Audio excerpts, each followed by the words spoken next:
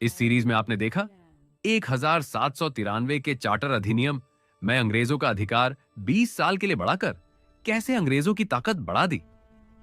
चलिए अब आगे देखें। साल 1813 आया। ईस्ट इंडिया कंपनी को भारत में शासन करते हुए बहुत समय हो चुका था। कंपनी भारत पर राज भी करती थी और व्यापार भी उसी के हाथ में था। लेकिन ब्रिटेन के व्यापारी अब इससे खुश नहीं थे। वे चाहते थे कि भारत का व्यापार सिर्फ कंपनी के हाथ में न रहे। इसीलिए ब्रिटिश संसद ने एक नया कानून बनाया, चार्टर एक्ट 1813। इस कानून के बाद एक बड़ा बदलाव हुआ। कंपनी का भारतीय व्यापार पर एकाधिकार खत्म हो गया।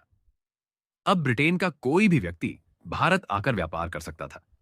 हालांकि चीन के साथ चाय का व्यापार और अफीम का व्यापार अभी भी कंपनी के पास ही रहा। इस एक्ट ने एक और नया दरवाजा खोला। पहली बार सरकार ने ईसाई मिशनरियों को भारत में आने, स्कूल खोलने और धर्म प्रचार करने की अनुमति दे दी। इससे भारत में शिक्षा और धर्म दोनों क्षेत्रों में बाहरी प्रभाव बढ़ने लगा।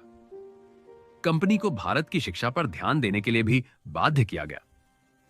कानून ने साफ कहा कि हर साल 1 लाख रुपए शिक्षा पर खर्च करना अनिवार्य होगा। यह भारत में आधुनिक शिक्षा की शुरुआत की दिशा में एक छोटा लेकिन महत्वपूर्ण कदम था।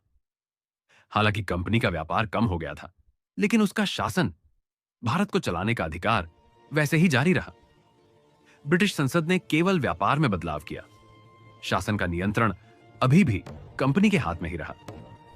इस तरह चार्टर एक्ट 1813 ने भारत में व्यापार, धर्म और शिक्षा तीनों क्षेत्रों में एक नई दिशा दी।